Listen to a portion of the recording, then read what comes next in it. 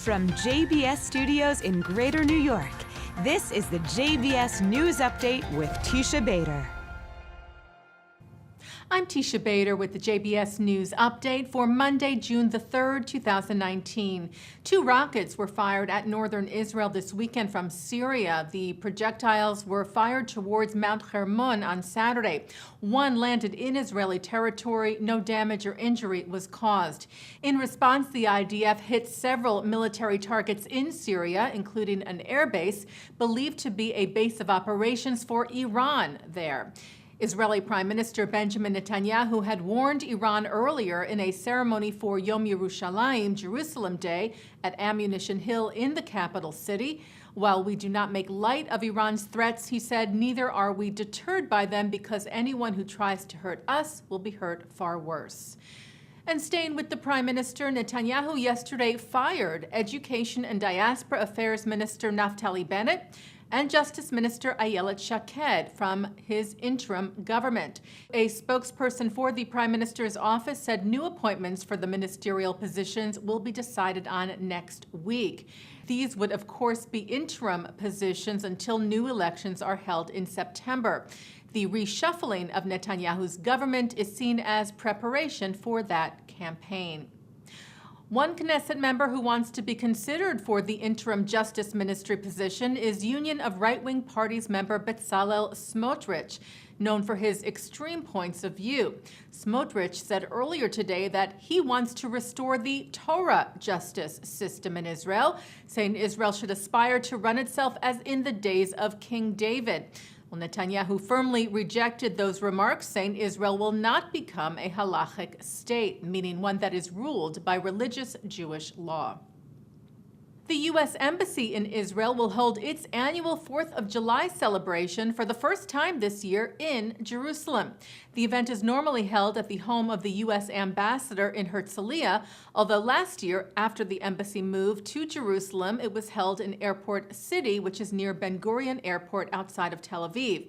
A U.S. State Department spokesperson told the JTA that the event this year will be held at Binyanei Ha'umah, the International Convention Center in Jerusalem, saying this was consistent with the embassy's move to the city and the recent fulfillment of the Jerusalem Embassy Act.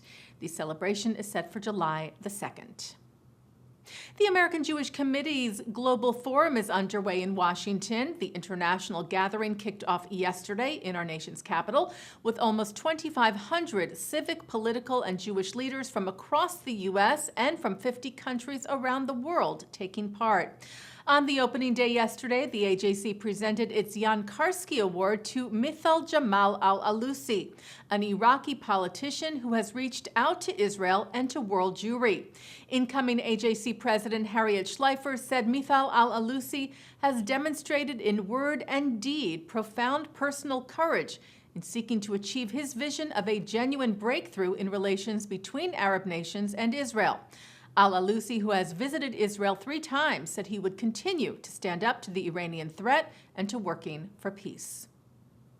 Well, the man believed to be the last survivor of the Sobibor revolt and escape has died.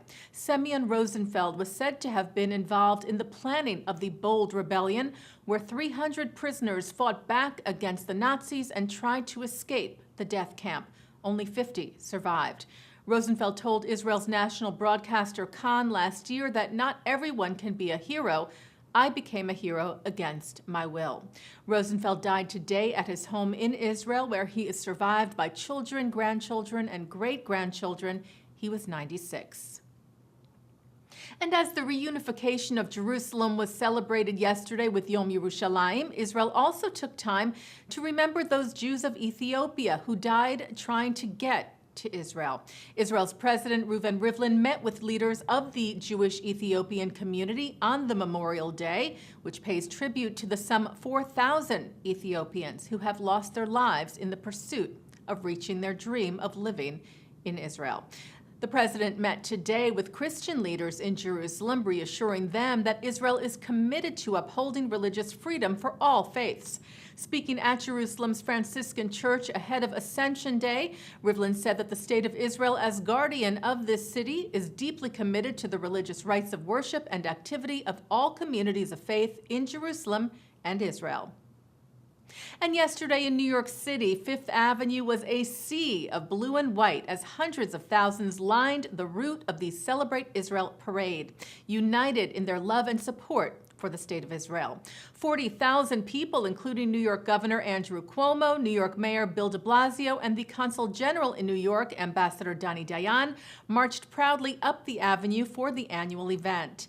Dayan said, in these complex times when anti-Semitism and anti-Zionism raise their heads, the march is a clear answer. He said the march perpetuates the strong alliance between Israel and the United States in general and between Israel and American Jews in particular. And we have special programming on JBS this week for Yom Yerushalayim and to remember the Six-Day War, including for tonight, Monday, June the 3rd at 9 o'clock, Israeli author Yossi Klein Halevi discusses the history, impact, and implications of Israel's dramatic military victory in 1967 that changed the map and Jewish self-identity. In other programming at 7 tonight, it's The Wisdom of Dr. Ruth. At 7:30, a look at the Jewish community of Hebron. And at 10, author Harold Kushner speaks at the 92nd Street Y. Coming up right after this newscast tonight, it's the ILTV program Innovation Israel. And that's the JBS News Update for Monday, June the 3rd, 2019. I'm Teisha Bader.